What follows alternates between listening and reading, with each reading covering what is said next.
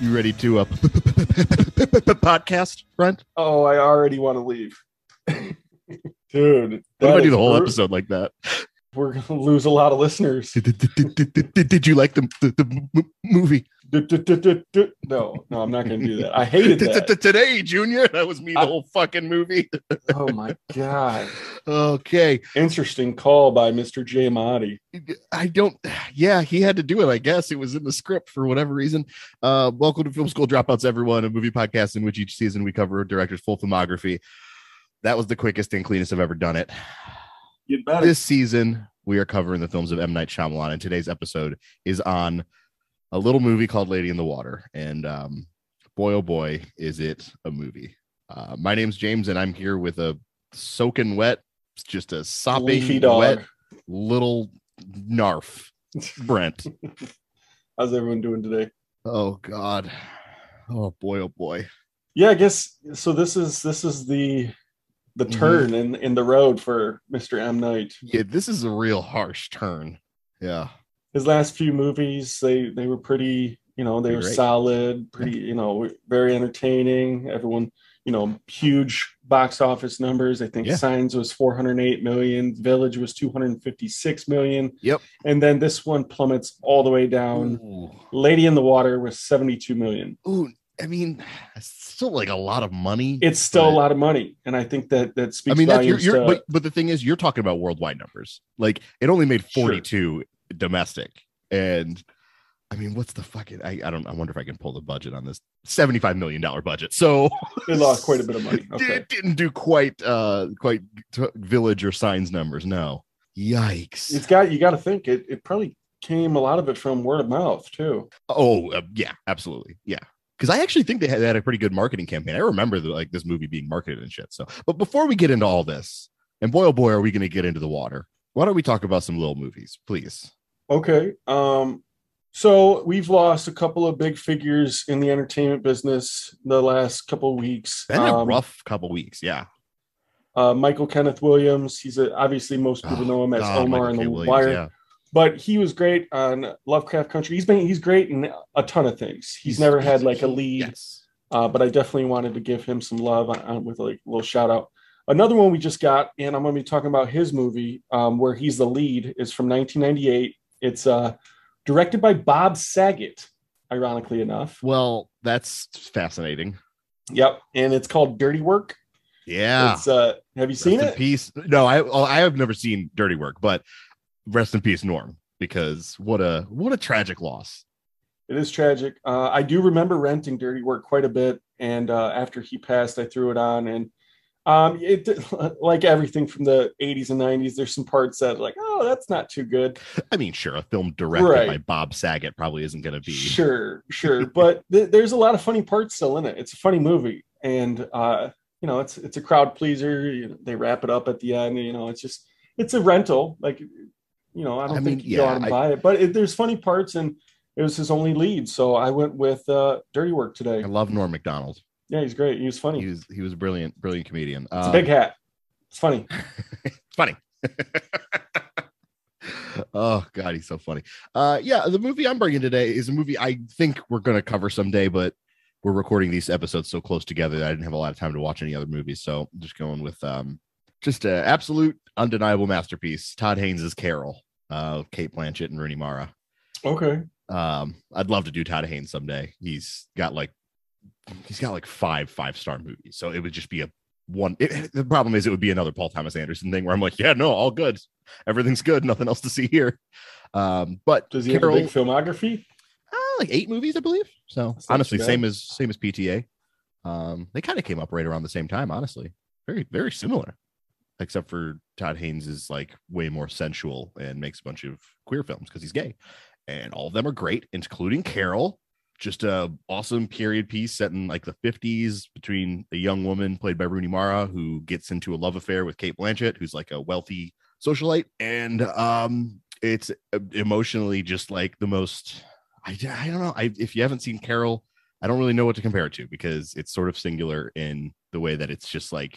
You can just feel love like bursting off the screen, and it's a good movie, and I want to cover it someday. But maybe this is me planting more seeds. Well, I mean, we can definitely add Todd Haynes. He better be on the list. Yeah, we can add him to the list. Well, I mean, you know how I feel about Cate Blanchett. I mean, other than Meryl, I think she's just the most talented there is. Love Cate. So yeah, I think did it come right around? Because I always mixed up Carol and Blue Jasmine because they were kind of. I want to say they might be the same year. Carol's 2015, and I think Blue Jasmine is as well. Okay, that's probably why. Yeah, or no, Blue Jasmine I think was 2014, 13. So pretty close, but okay. Yeah. Yeah. Great movie. Everyone should watch it. It's wonderful. Carol. Sounds good. And Rooney Mara, I mean, she's got some chops. She's up and coming. She's already made it. She's on the top. Like, she's not up and coming. She's like been in a Fincher movie, a Todd Haynes movie. She's great. I love her. I just don't feel like she's gotten her push yet. She might not get a push, but she's already given like 6 wildly impressive performances. She just might be one of those who floats around and leads a couple movies, but is never. Honestly, they ran her in supporting for Carol, and she's totally the lead of that movie. She probably would have won, but whatever. I'm not going to get all hung up about the fucking category fraud for Carol from 2015. You want to go like clean out this pool and like go visit all these wacky characters in this apartment complex or something? Yes, let's go perform some maintenance. All right. When the door to her world is opened. Oh my God. Others will come through. What do you think it was? Some kind of dog? Are there any wolves in this area? Hyenas? An animal that size doesn't just walk around not be seen. And the fate of this world. Why is she here? She's trying to save us. Does man deserve to be saved? Lies in her hands. What do you see? Cleveland, run! Did something go wrong? What's happening? I thought it was going to be safe! M. Night Shyamalan's Lady in the Water. How many of you are there? So right off the bat, we Lady in the Water. Lady in the Water. The setting is at this hotel. The lead, Mr. No, it's like an apartment complex, isn't it? Sure. It's like it's a. I think there's a couple things. Well, first, let's talk about the first time you saw it. Okay, this was one I saw in New Jersey with my dad. I was visiting him. It came out. It was like the first time that an M. Night movie had come out since he introduced me to M. Night, and he was like, "Let's go see this movie." And I was stoked. It was like a really exciting, thing to do. And we went and saw it. And I think he immediately was like, "No, absolutely not. Fuck all of this." And I was kind of like, it was kind of interesting though, right? Like, it wasn't, maybe I was a little young and I kind of like wanted to like all M. Night Shyamalan movies, You were trying. You were trying to give it some grace. Yeah, exactly. And then I revisited it a couple years later and was like, no, this is absolute trash. So not to spoil my opinion on this movie, but it is poor. The quality of the film is poor. How about you? I remember this is I think one of the first ones that I didn't see in theaters. I watched it with my cousin Ben. Yeah. In his basement. And I remember when the credits rolled, I was like, what the fuck was that? It was a bedtime story by M. Night Shyamalan. It was spoiler alert, it was horrendous. Oh, you don't like this movie either, huh? You also think this is a poor film. I do. I think it is very, very poor. This is, I think, and I don't know how you feel about it. And like, I'm just going to say this. You don't have to react in any way if you don't want to. This is easily the worst film we've covered on this show so far.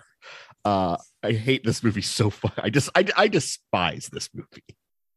Let's just get into it. Let's just get into the meat because I've got a lot of stuff. I don't have a lot of stuff to say, but I have some stuff to say. So it opens on like a kind of like an animation that is supposed to give you. I've already forgotten about this horrible prologue. Yeah, it's basically M. Night. The premise behind the whole film is he used to tell this story to his daughter and he decided to make and somehow his daughter wasn't like, I don't love you anymore. Like, if my dad told me this is a bedtime story, I'd be like, well, I simply don't want to see you anymore. It's like a bedtime story that he made into a movie, and the opening is this kind of like cave drawing style animation, and it is so boring and so uninformative, even though it's trying to like set up the groundwork for, I guess, what the lore of the movie is. But like, you could go back and watch it right now and you would have no fucking clue what it was. Well, I mean, I think you hit the nail on the head there, because the opening is vague as hell. I wrote vague twice in this note because I was like, maybe they'll give a little more. No, it just stayed vague the whole time. You know, the opening is just like, and then the blue world will send a person, and they will help the other person, and the humans were bad, but now they can be good. And you're like, well, that does nothing for me. This is fucking garbage. No, I like all the rest of the movies on the podcast. I tried really hard, even though I knew, to try to get into it the first time, try to dive into it. And no, just right off from the bat, I'm just like, this does not, this is supposed to tell me like the tale that I'm about to watch, or like kind of allude to it. Yeah. No. And then you open on Paul Giamatti and he's trying to kill a spider and he's like, and you're already just like, is this what we're dealing with for the whole fucking movie? Oh, I actually didn't hate when every time he did it 3 times. I mean, it was fun. He goes, kill the bug, and they scream. I'm not, and like he's like yelling and stuff. I'm not gonna lie, like we were laughing when we saw this. Like is that the best part of the movie? Oh yeah. Like the first scene.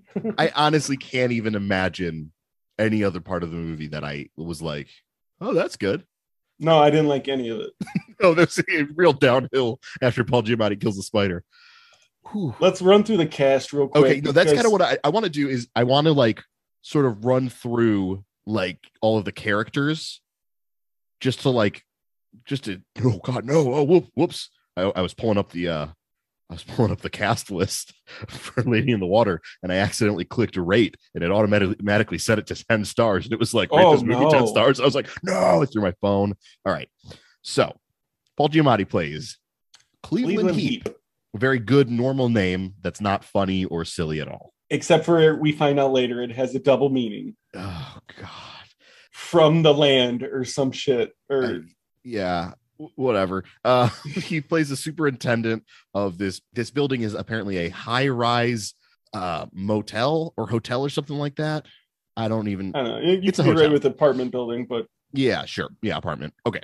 So he's this superintendent. There's all these wacky tenants who live here. Now, I will say this was, again, like, even though I don't like this at all, he uses Balaban. Yeah, he uses his character that we meet early as Harry Farber. Was he a script supervisor? Film critic. Got it. Yep. A film critic who apparently hates movies. So I guess we'll get into that when we get into that. But yeah, weird. Yeah, it's a weird job to have, since you fucking apparently hate all movies. Every time he talks about any movie, he's like, not a fan, derivative and shit. And I'm like, do you like anything?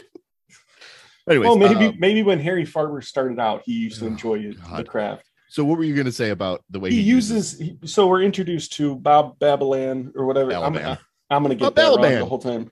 We love him. He was on Seinfeld for a long time. I loved that, but we're introduced to this character. He's moving into the apartments or hotel, whatever. And he's kind of the vehicle used to meet everyone else. Yeah, he's supposed to be like the audience surrogate as we're all meeting all these characters. And yeah, directors have done that a long time. New character meets everyone. That's whatever. But it's still effective. Yeah, it just kind of works. It's, you know what it is it's just like that works, I guess. Yeah. Yeah.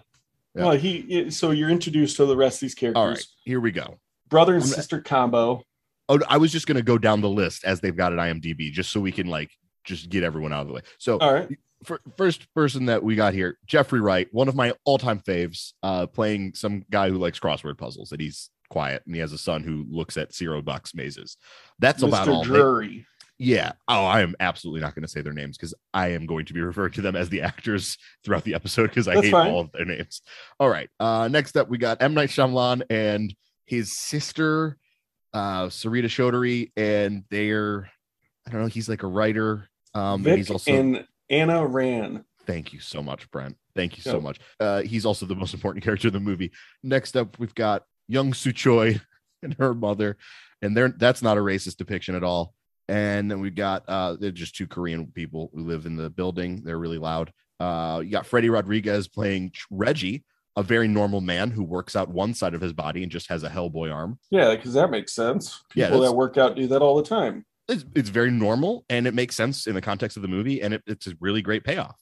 Bill Irwin, another guy who I love so much, playing Mr. Leeds, who barely has anything to do in the movie. And then, the other, like, there's a couple other like random one-off characters here and there.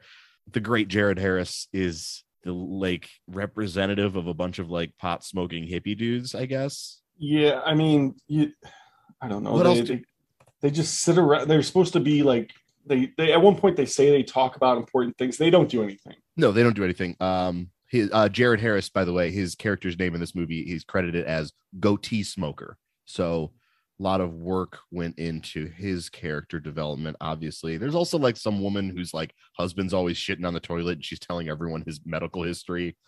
Am I missing anyone here? Is that pretty much enough of the people? Bryce Dallas Howard comes back. As, we haven't story. We haven't introduced. Yeah, so. This is all going on. There's all these wacky characters, and you're introduced to all of them very quickly. And I gotta say, they all suck a lot. Yeah. No, they all suck. They all suck, and I don't like any of them.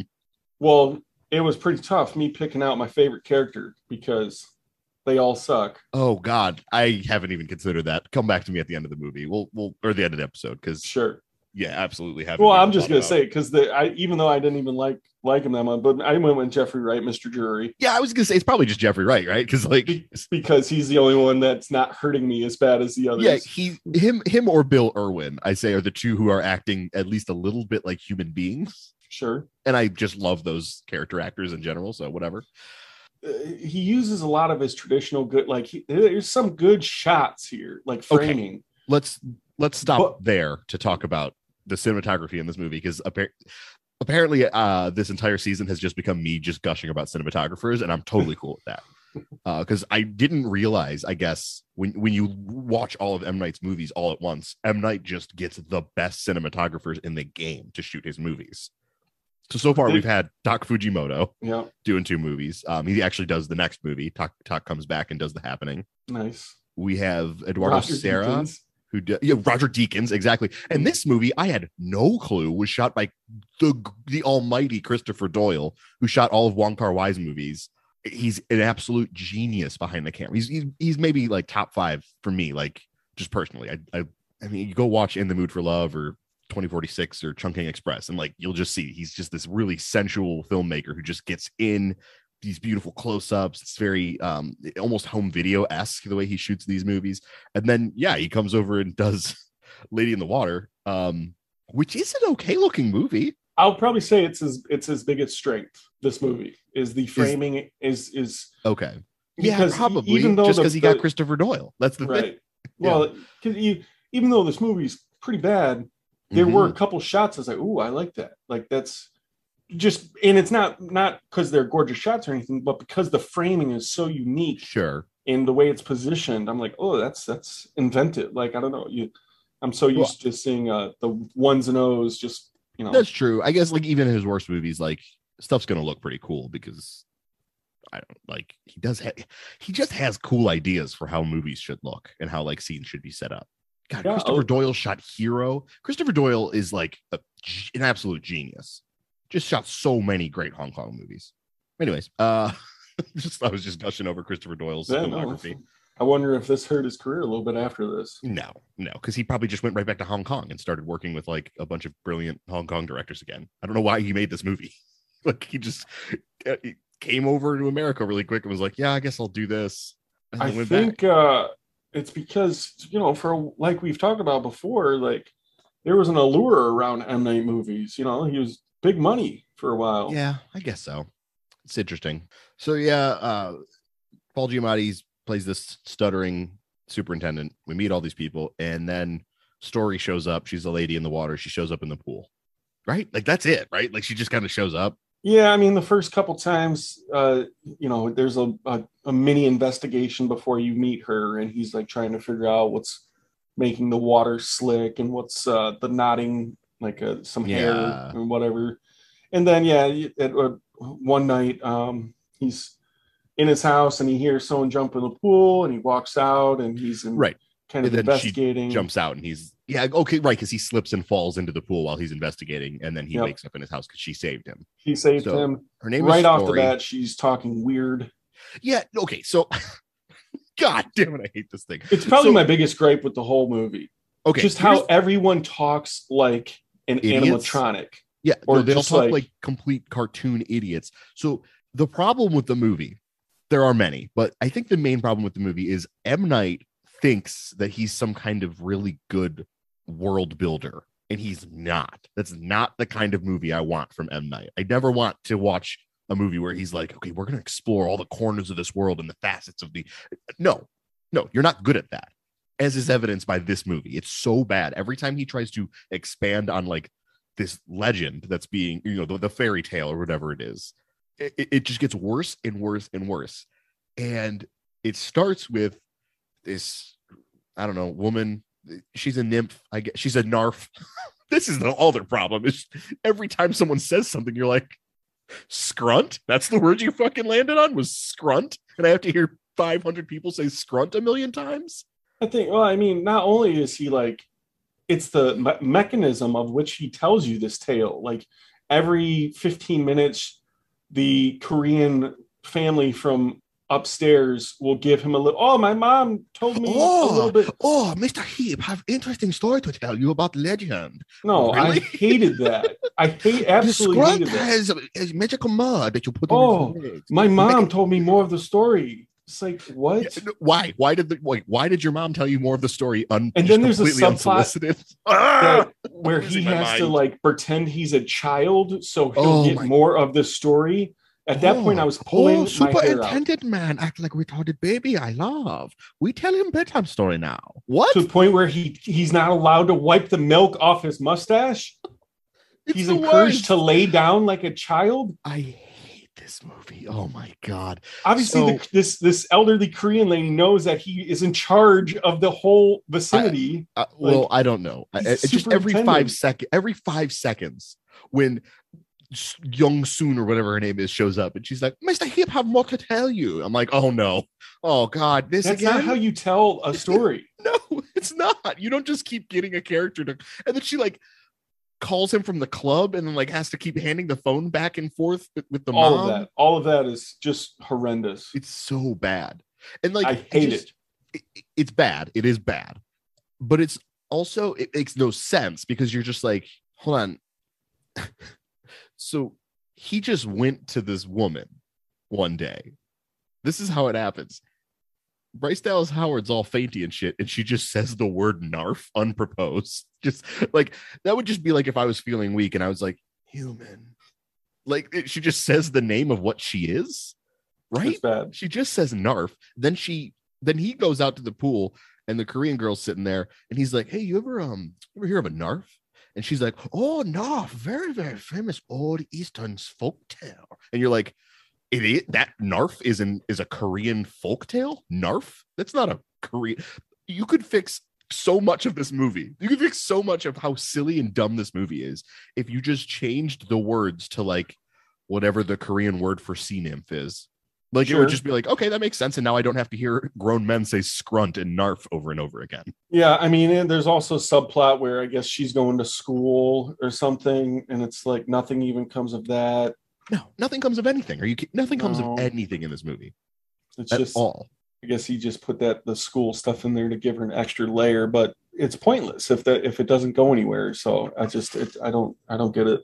Oh, good Scrunt story, yes. Oh, I have more to tell you about Scrunt story. Because the grandma she's so apparently she's too scared to say the whole story at once.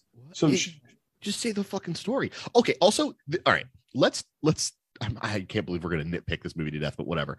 Let's say, what's a famous fairy tale? Like just anything off the top of your head. Hansel and Gretel. Okay, Hansel and Gretel, right? Kids out in the woods, they get kidnapped by a witch whose house is made of candy, and they get baked, and she eats them, right?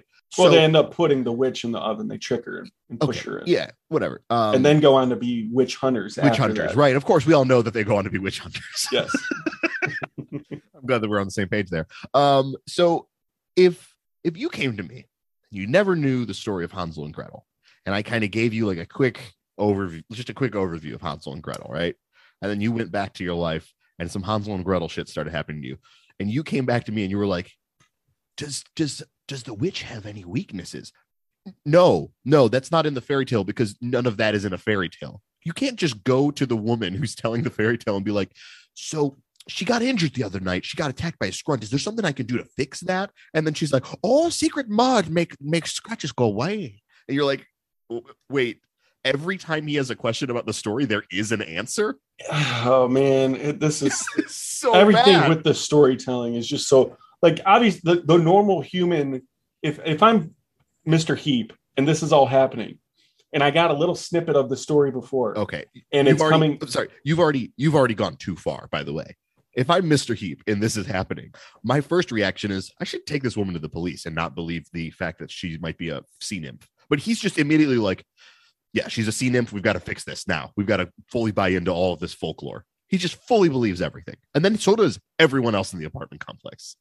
Yeah, I mean, by the end, it completely falls off the rails and it never was on the rails. No.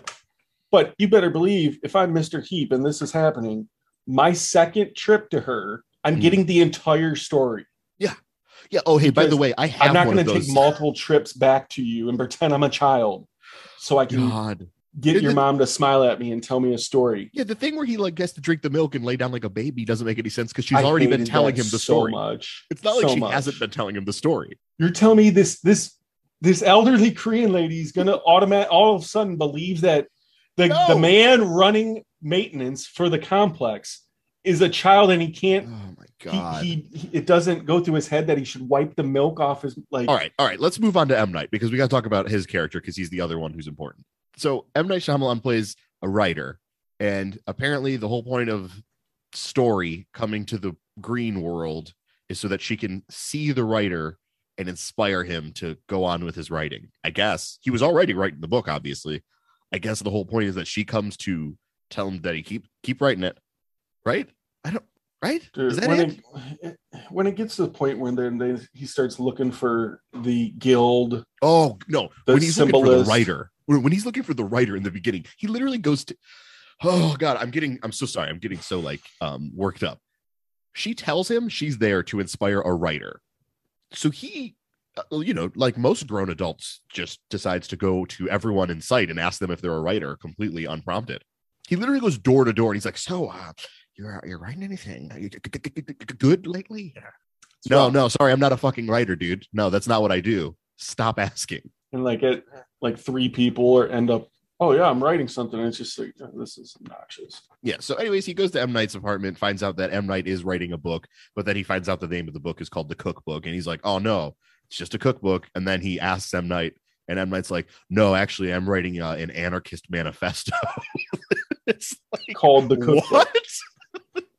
He's like, yeah, it's a pretty shitty title. I'm like, yes, M. Night Shyamalan, director and writer of this film. It is a pretty shitty title. Should have done better. Yeah, he's probably going to be on some old Vic Ryan is going to be on some watch lists if he's writing some anarchist manifesto. Later he's like, yeah, what I'm writing in this book, a lot of people aren't going to like. I'm like, what are you writing?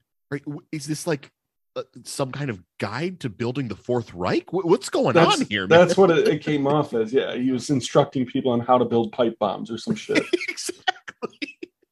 It's awful, man. God, terrible. So yeah, throughout this whole time, everyone is acting weird. Like just their dialogue is just. Yeah, but I want to stress they're not acting weird in a way where you're like suspicious. They're acting weird in a way where you're like, I'd like to turn this movie off now. Yeah, no, it's not turn the movie off. It's just not words that a normal human would say in these interactions. No. And I guess it's kind of like the thing with what's Wide Awake, how we were looking for the kids saying using adult dialect. Yeah. Well, this is adults using non-adult dialect. This is non-human dialect. You know what it is? This movie feels like it was written by an alien who was like, I think this is what like a human bedtime story is, right? This is how humans talk. And it's not like he ramps it up like times 3 with when it comes to story, because obviously she's what do we say about story? I don't like her character. I don't like any character. Like, I'm glad. I'm gonna throw something out here. We're just gonna throw this out. Let's just see where this goes. Is Paul Giamatti good in this movie? I was thinking that. I think he's almost always good. I do love him, right? But the lisp, I don't know if that was his choice or M. Night's choice. I hated it. I mean, it's part of the story. It's M. Night's choice. It's part of the story. But he could have toned it down a little bit. So yeah, I mean, I kind of like Paul Giamatti in the movie, but I think you're right. Some of that is I'm just like, well, Paul Giamatti's never mails it in. He always shows up and does the work. Sure. Yeah. Okay. I mean, that might just be the end of that tangent. I just wanted to know what your thoughts were. I don't like his approach to the lisp. No, bad. And the rest of it isn't his fault, because the words that he's saying, that's M. Night. Yeah, so I'm not going to throw him under the bus too much, but I'm sure in the script he was like, oh, you have to have a stutter. Well, he has to have a stutter so that like you can understand the healing properties of story, because when he's around her, he stops stuttering. And I guess now that she's gone, maybe was it ever like said that she has healing properties? No, but like there's a lot of story explanation in this movie, or attempt at it. Yeah. But there's nothing to ever once alluded at that she heals. There's not. They don't. No, she has been sent from the blue world, whatever that means, to inspire a writer to make a great piece of art that will inspire humanity. And then she does. Very early in the movie, that just does happen. Like she sees M. Night, he gets inspired, he starts writing more of the cookbook. The rest of the movie is, all right, we got to get this bitch out of here. She's got to go home. And every time she tries, it's so bad. Every time she tries to leave, a scrunt attacks her. What's a scrunt? It's like a grass wolf or something. Okay, why is it attacking her? It's rogue. It's a rogue scrunt. It's not obeying the rules of the blue world. Because we find out she's a madam. Oh yeah, she's a madam. She's the queen. That means nothing. She's gonna get taken away on a big eagle. Okay. And then all of a sudden he's like, also there's like ape monsters named Tartutics, and they are the chaos rulers. They make sure the rules get, I don't even know. And you're like, what the fuck's a Tartutic? What? I will say this. I didn't even remember those the first time when they showed up at the end. Yes. I did not remember them at all. No, they show up at the end. And you're like, wait, there's ape tree people? The only thing I'll say about them is that I like that they were a different color from the scrunt. The scrunt was clearly green, and they were like a darker color. Yeah, I do kind of like the way the scrunt looks, I guess. Like well, that's so M. Night leans hard in the CGI in this film with the scrunt. Yes, yeah. The village was practical. He made that outfit, whatever. The signs. A little bit at the end, but yeah, just a little bit. But this one, he leans hard into the CGI for the scrunt. And I don't know. Every time you say scrunt with a straight face, I'm like, okay, yeah, sure, the scrunt. Stupid fucking name. Oh no, I was rooting for the scrunt. Oh, you liked the scrunt? I was rooting for it the entire way. I was like, kill everyone, kill all of them. Get him, scrunt. No, and that's probably why I was even more mad when all it did was scratch her legs. Yeah, it just kept scratching her legs up. Like and then she like rubbed some magic. Yeah, Paul Giamatti goes on an Aquaman mission to get her magic mud. Yeah, there's grunt. Anytime you're deep diving, that whole thing pissed me off because he's doing this deep dive, and like the only thing he can think to do is just suck this oxygen out of this cup. It's like, no, you can actually swim back up where there's plenty of it. But whatever. So the rest of the movie is them trying to figure out how to get Story back home, because every time she tries to leave, she's the Narf, the scrunt attacks her. Mm-hmm. And Yeah, Paul Giamatti goes back to the Korean woman and is like, hey, is there like a way where we can like protect her? And she's like, oh, have to find the secret guardians. And you're like, sure, there's just more shit that they have to do, I guess. And yeah, he has to go and find like the interpreter and the symbologist and the guild and the guardian. And like he finds all of them. And then like, oops, they're all mixed up. They're all the wrong person. And then they find the right ones. Like you get a weird shot where like, is it said why she can't talk during this whole scene when they're all part in the shower? No, yeah, it is. It is said. She's not allowed to tell them the rules of like how to get her back home. Why? Because that's how the movie is written. That's all that is. So, in order for her to get around telling them, she comes up with this bullshit cheating garbage where she's like, I'll ask you a question, and if it's yes, pull on your ear. That way you're not actually telling me. Okay. No, I see. I hated all that. Yeah, no, that's all bad, not good. There's like a weird shot where everyone's like peeking in through the curtains that goes on for way too long. Yeah, okay, you know what? Actually, no. There's a really weird shot in the movie. It's pretty subtle, but it's really weird where a bunch of grown men enter a bathroom and stare at a young woman in a shower as she's naked. Well, at least now you know why they helped her out. Yeah. You got a good peek of them boobies. What the fuck? Why are they just staring at her? Dude, everyone's acting weird in this movie. Like, yeah, okay. It just doesn't make sense. I'm guessing that like the reason M. Night chose the tone of this movie was like, oh, I need to make it like heightened because it's like a fairy tale, and like, but he just does all of the wrong things, you know? Yeah, I wrote confused blankness.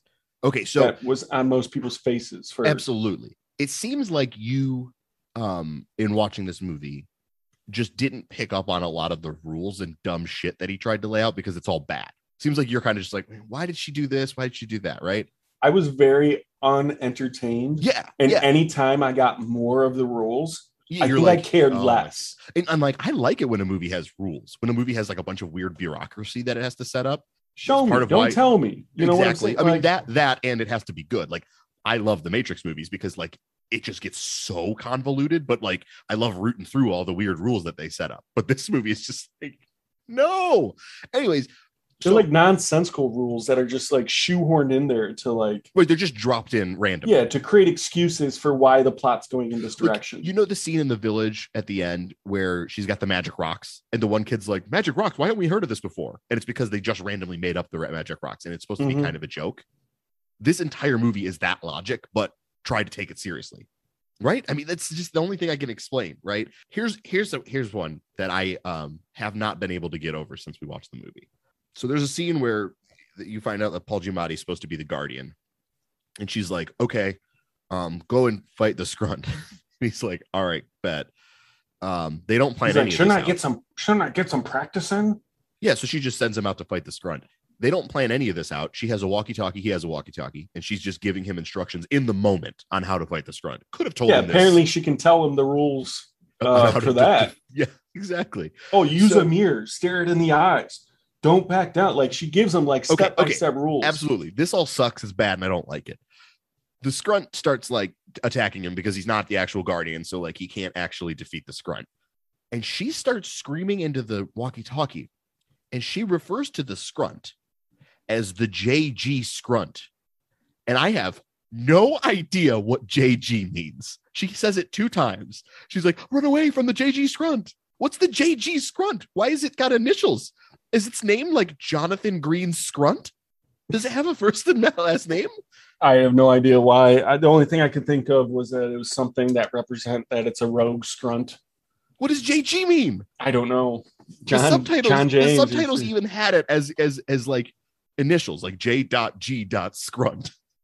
Call JG Scruntworth 877 cash now. What was the Scrunt? Well, apparently that is his initials for the Scrunt's first names. That's the first and last name. I want to know them. And I want to bet he doesn't even get attacked there. First off, the Scrunt gets close, and she screams on the other side of the mic, and then it's an instant cutback to him looking up at Bob Babalan or Bob Babel, whatever. Damn it! And he's just like, "What are you doing?" No. He's not looking up at Bob Balaban. It's a jump cut to him face down. He's on his stomach with his face in the cement with one arm up on a fucking lawn chair. Like, it's supposed to be funny, I think, that he's like in a weird position. But you're just like, well, shouldn't he be getting eaten by a wolf right now? And then in my head, I was like, okay, as soon as Bob came out, like he ducked out. Like I'm trying to excuse it, but there's no excuse for that thing being like a foot away. Like I just wanted. It's supposed to be funny. It was supposed to be a funny jump cut. Like, but where did Joseph Gordon-Levitt go? Well, it can't be. It's tough to be seen by humans, so it probably just lays flat as can be in that little grass. It was JG Scrunt. So yeah, no, it was meant to be comedic, and it was just okay. And so Paul Giamatti walked away with zero damage. No, nothing. He asks the film critic the rules of plotting a movie, and the film critic, instead of being like, "Please leave me alone, sir," explains the rules of the plot in a weird way that doesn't make any sense. More explaining, more bullshit. Yeah, more explaining, more bullshit. He was wrong, so that ends up not mattering. They throw a party to try and mask her scent so that they can get her out of there on the Eagle. So the Scrunt. So I'm sorry. So Joseph Campbell Scrunt can't get to her. So no, I guess it would be Joseph Gamble Scrunt because it's JG Scrunt. I'm so sorry. I forgot his name. That's all. That's fine. Yeah. So they get out of there. And at some point, Bob Balaban gets eaten by the Scrunt. The third act is basically them throwing a party. Yeah. Yeah. And in the course of the party, hundreds and hundreds of people show up to this party. That's incredible. It's a slamming party. There's so many people at this party. Yeah, throughout the course of the party, Bob Babylon's character, and he's Balaban. Like, yeah, I was waiting for it. Well, yeah, he's walking down the hallway and he sees the Scrunt because the Scrunt sneaks inside. God, this scene sucks. Oh, it's so bad. I forgot how bad it was. It's so meta and bad. And that's M. Night trying to give us the finger, I think. Or he's just trying to like be like tongue in cheek funny, but like I'm ambitious. But the problem is, I'm kind of just like you said, like, yeah, I hope he gets eaten by the Scrunt. I hope the Scrunt kills everyone. Yeah, yep. I was actually gonna be really mad if the Scrunt didn't kill him there. Yeah. Yeah, and then like I don't know, she goes to leave, and the Scrunt attacks her, but then all the monkeys come out, and then she gets on the Golden Eagle and flies away. Yeah. Why? I don't know why. Why did the monkey things come for her? No clue. Okay. Well, Monkey Ex Machina. Yeah. Yeah. Tortuga Ex Machina. Yeah. I think Tartudic. Whatever. Yeah, Tortuga. So garbage ass movie. Is an island in the Caribbean. I don't know. I hate it so much. We really zoomed through the plot of that because there's really not much plot is the thing. Nothing happened. There's no plot. No, nothing happens. It's just a lot of like, oh, look at this wacky character over here. And they're just like doing something mildly amusing, but like not enough for me to really want to look at it. No, I think we're just supposed to grow through this journey with Mr. Heap.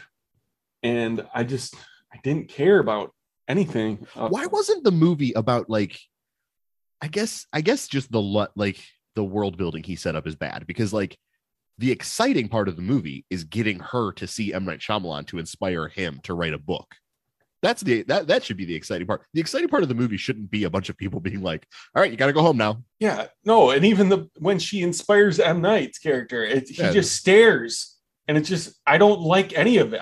It's just none of it seems natural or real, or it just seems like, and I get it, it's a fairy tale, but it's also supposed to be a fairy tale come to life. And in real life, people react much differently than the people in this film, especially Mr. Giamatti. Yeah. And everyone that helped, everyone is, you know what? I'm changing my answer. My favorite character in this movie is Jennifer Gardner Scrunt. That's who my favorite character in the movie is. Okay. I'm not gonna gender this person one way or the other because I don't know if this Scrunt is male, female, or non-binary. So no, that Scrunt was packing. Had a healthy Scrunt dick. Big old Scrunt cock. All right. So I guess that's it for us talking about the plot of the movie, right? Oh man, I hope it is. Is there anything you have in your notes that you want to talk about in regards to Lady in the Water? I will say that there was near the beginning, there's a little positive. This is a positive. Okay. Yeah. When you first meet Reggie in his thing. Yeah. Didn't like any of these characters. No, bad. But when you first meet him, he comes off as very obnoxious, right? Yeah, he sucks. Yeah. Well, there's a shot that the camera is facing to where Reggie is like standing in front of Paul Giamatti and won't get out of his way. Mm-hmm. And it's kind of like he's being obnoxious. I don't know. It worked on a few different levels because it was not only blocking Paul Giamatti, it was blocking the viewer. It was blocking. You're like, well, I guess this is working. Well, yeah, I was just like, that's kind of cool because it was like the viewer is trying to get around. Like I was trying to get out of the way, you know? Yeah. And then Giamatti was behind him, like get out of the way. And it was like, oh, that's kind of cool. Nope, bad. I don't like it. Oh. Yeah, I got nothing. And he's also blocking the camera too. But yeah, he blocked 3 things with that little shot. And I was like, God, M. Night really wants this guy to be obnoxious. Christopher Doyle's trying to get in there, work his magic, and this one-armed freak is like blocking him. I'll never understand any of that. Oh, he's the Guardian. And it's like, what? Yeah, that scene, that shot sucks because he's like, oh my God, he's the Guardian. I know you probably do a better Giamatti than I do, but then the camera like turns around and Reggie's standing there like heroically with like a net, and you're like, am I supposed to laugh or is this supposed to be good? I hated all that, man. It's all bad. I'm like, oh, it was Reggie Ex Machina. Yes. All right. We gotta be done with talking about this goddamn movie, right? It's a short up, folks. We really hated it.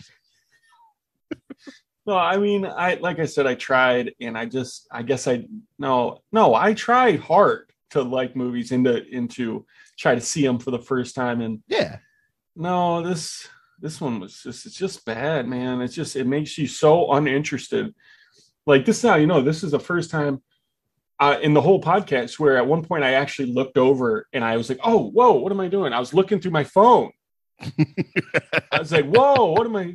That's how uninterested I was in this, because every other scene was more explanation and it's just more nonsensical action. Yeah, it's just a lot of people like saying words and you're like, I don't know what any of these words mean. Like I'm supposed to be going on this journey with like seeing the adventure through Giamatti's eyes. It's not really a journey though, because it's all set at one apartment complex. Like it's not, you can't go on a journey. Well, even if it's like a journey to discover himself, he nothing changes. Oh yeah, we didn't talk about he stutters because he's traumatized because his family was murdered while he wasn't home. Yeah, there's a whole subplot of that. And guess what? It's delivered with that much intensity. Yeah, was that ever wrapped up? I think at one point remember when he becomes he channels the healing power. Yeah. But whatever, dude. Yeah, I'm just like done. They're just leg scratches. She's fine. She's fine. The scrump's got poison. The other thing that sucks about this movie is it's one of his longest movies. It's his 3rd longest movie. Frustrating. It's very frustrating. Like, get out of here. Like he felt he was on to something big time here, and he could not have done more wrong. It's so bad. All right, rate the movie. Let's hear it. Yeah, so I went 1 star. 1. It gets 1 star from me as well. Yeah. 1 measly star. It wasn't as bad as Praying with Anger, but again, that's so much worse than Praying with Anger. Well, his first 2 movies are bad because they're amateurish. This movie's bad, and I'm mad at him because I'm like, you had $75 million. You had a ton of actors. You had Christopher Doyle behind the lens, and you shit the bed so hard. Like, I can't be that mad at him when he makes a $100,000 student film. Like, well, like I said, with that probably shouldn't have been made. Well, neither should this. And this should not have been made. A major studio gave him millions and millions of dollars to make this. So, yeah, this movie sucks. I think it was really close to getting another half star, but I think the cinematography saved it and gave it that 1 star for me. Because if it was just shot like paint by numbers, just following like, oh, I'm this person's face, I'm this person's, but but there was a lot of unique shots. I guess thank you, Christopher Doyle, for being a master for boosting this by a half star. Yeah, for coming in and doing your absolute best. Oh boy! All right, let's play the game. Let's play the game on this one really quick.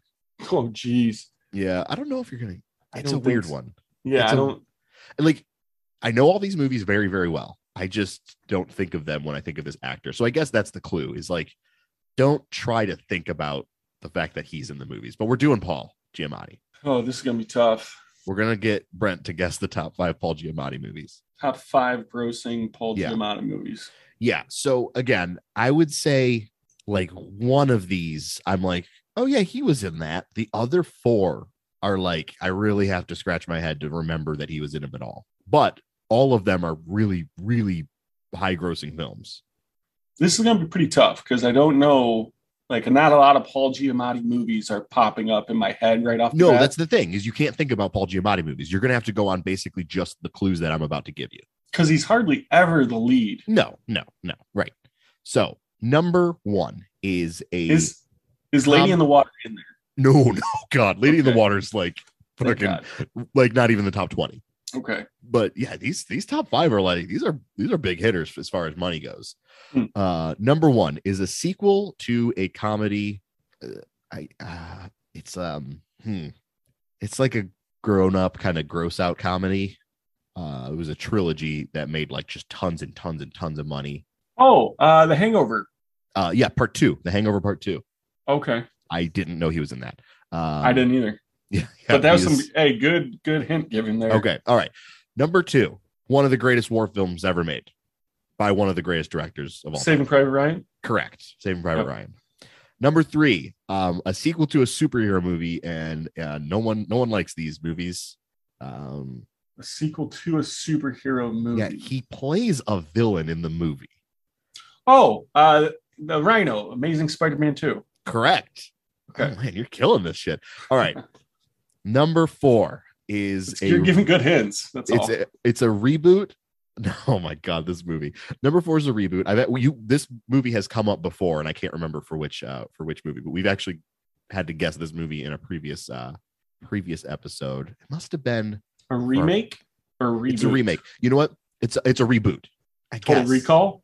No. That's Bryan Cranston, Colin Farrell, Jessica Biel. Right. Yeah, I don't know. But that's back in this movie came up because we covered a. I'll give you like a really big hint. You had to guess this movie before because we covered a Mark Wahlberg movie and we did his top 5. Okay. It is a reboot, and it's a horrendous film. But Giamatti's kind of great in it. Honestly, he's kind of the best part of the movie. He's great. Like, I like Paul Giamatti. Yeah, don't get me wrong. He's having a lot of fun in this one. Mark Wahlberg. Kind of a sci-fi reboot. Definitely only made one movie, and then they've rebooted it since. But the one before had Mark Wahlberg in it? Yeah. This is based on like a classic like science fiction series of films. They rebooted it with Mark Wahlberg. Planet of the Apes. Planet of the Apes. He plays Limbo the orangutan. Okay, that's a voice acting credit. No. Oh no, you're right. He's in full. Tim Roth. They were all in the. Yeah, they're full on Rick Baker makeup. Honestly, like incredible makeup in that movie. All right, the last one is. I don't think this made any money, but I'll say Sideways.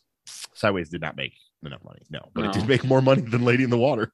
I didn't hate it. Sideways is great. Yeah, we'll probably cover it one day. Okay, so this last movie, number 5, you've been doing great. This again, I don't even remember him being in this movie. Big hit, the most recent of these movies, and it is a kind of biopic, kind of like like a music biopic. Music biopic. Yeah. Okay, well, I'll rattle off a few of the ones that Bohemian Rhapsody. No. Rocket Man. No. It's wrong genre, I guess. This is like a pretty beloved movie. Like, it came out and everyone was like, yes, they nailed it. Like, thank goodness they made this movie and they did it right. Here's a really obvious hint. This might give it away. The star of the movie is the son of the guy who he's actually portraying. Straight Outta Compton. Straight Outta Compton. Yeah. Yep. I did not remember Paul Giamatti as being in that movie either. He's their agent. Okay. I mean, I assumed as much. I assumed. Yeah. It's wow. Great hint again. Yeah. So because Hangover Part 2, Saving Private Ryan, Amazing Spider-Man 2, Planet of the Apes, and Straight Outta Compton. Wow. Yeah. Those are all great hints. I had 12 Years Slave on the back burner, but oh my God, is he in that one too? Yeah. He's the one that makes the kid like do the high knee thing. Right. It's pretty bad, but Yeah. All right. Well, there's that. I'm gonna. You got any movies you're excited about coming out soon? Yeah, there was a trailer. I don't. I swear, did I talk about this before on this? I don't know. I'm just gonna try it again because the trailer just came out. It comes out in December 2nd or on December 2nd. Guillermo del Toro, Nightmare Alley. That was the one I was gonna do. You were gonna do a Nightmare Alley. Yeah, we're both gonna talk about Nightmare Alley. Yeah, let's just talk about Nightmare Alley. It's Bradley Cooper. Yeah. Okay. Here's the thing about this movie. The trailer just dropped. Looks like a cool, noir thriller. Mm-hmm. And I'm sure there's going to be a lot of weird, written by Del Toro. Yeah, it's based off of a novel. The movie there was already a Nightmare Alley made in the 40s, like a big famous, a pretty acclaimed noir based off the novel as well. So I don't know if this is like a remake of the movie or if he's just like readapting the book and doing his own spin. I'm assuming it's the second of those two. Yeah. Don't know what it's about. I'm going to go in blind with this one. It looks gorgeous. Like it looks as good as The Shape of Water did, just like cinematography wise. But yeah, it kind of looks like I don't know. How would you describe it? I'm expecting some scares because it did look a little creepy. The whole trailer is just like people running around and being mysterious while Willem Dafoe just keeps screaming like, is he man or is he beast? Yeah, I'm down with that. I'm down with all that. Awesome. Here's one of, I don't know why I'm just like, you're a big Del Toro fan. He's one of my guys. Yeah, I love Del Toro. And like Shape of Water, just like that movie like renewed my faith in humanity. So pretty excited for this one. I just love the fact that like Bradley Cooper, he just started and directed A Star Is Born, got critical acclaim, took the role very seriously. The movie was such a success. And I just love that he's following it up with being like, I don't know, I'll make a movie with the spooky monster creature guy from Mexico. And it looks awesome. He's got a little mustache. Kate Blanchett's in it. Rooney Mara's in it. Talk about another Carol reunion. Nice. Yeah, you got David Strathairn, Richard Jenkins coming back, reteaming with Del Toro. Looks love awesome. Love that. Yeah. Love Richard and Willem Jenkins. Dafoe. Who doesn't love Willem Dafoe? Everyone loves a good Willem. Exactly. No, I'm pretty excited for it. But like, I think Pan's Labyrinth was the one that was like, okay, this guy's extremely talented. And we actually didn't. I probably should have talked about Pan's Labyrinth in this episode because this movie fails at The Lady in the Water, fails at every corner at doing what Pan's Labyrinth does so well. They're such similar movies. I think Pan's Labyrinth is in possibly my top 5 for foreign language films. Oh, it's one of the greats. I love that movie. So yeah, it's really tough to put these two movies in the same sentence. They're doing the same things. They're doing kind of like the grown-up fairy tale, but Guillermo del Toro nailed it, and M. Night Shyamalan just really swing and a miss. Whew. That's a rough one, boys. Yeah. Well, that's kind of cool. This is the first time we picked the same movie. Yeah, first time. Yeah, that's exciting. So we'll see. Well, that means I didn't choose it before. No, yeah, because the trailer just came out. Very exciting. Sweet. So that might be it for Lady in the Water. That's fine. That's fine with me. Can we move on from this movie? We're gonna move on from this movie right into The Happening. I'm okay with it. I really am. After watching Lady in the Water, I am so excited to watch The Happening. Is for all the flaws that movie has, it's got a lot of flaws. It is so much fun to watch compared to this just absolute chore of a movie we just did. Yeah, I mean, I think even with Last Airbender, it's going to be tough to be worse than this. No. Last Airbender is so much worse than this movie. Well, I watched it one time. I hate Last Airbender so much, but you got more stakes because I don't even try to bring that into it, and I still think it's bad. Oh, really? Yeah. So, we'll get to that one. But before we get to that, we're going to do The Happening next week, and I'm going to totally talk a bunch of garbage on that movie, but I'm still going to have fun with it at least. Mark Wahlberg and Zooey Deschanel. Yeah, a match made in heaven. Two people who definitely have chemistry on screen. And John Leguizamo. I love John Leguizamo. Yeah. Love him. Yeah, me too. So, all right, folks. Well, thanks everyone for listening. You know what? Please remember to rate and review and subscribe to us. You can follow us on Instagram at Film School Dropouts Pod and on Twitter at film_school_pod. And we're on Facebook, whatever, shout us out, listen to our shit, talk to us. Love to hear some recommendations on who you'd like to hear us cover. But for now, I am James. I'm Brent. And we will see you next week when we do our episode on The Happening. Goodbye. All right. Thank you. Thanks for listening. Bye.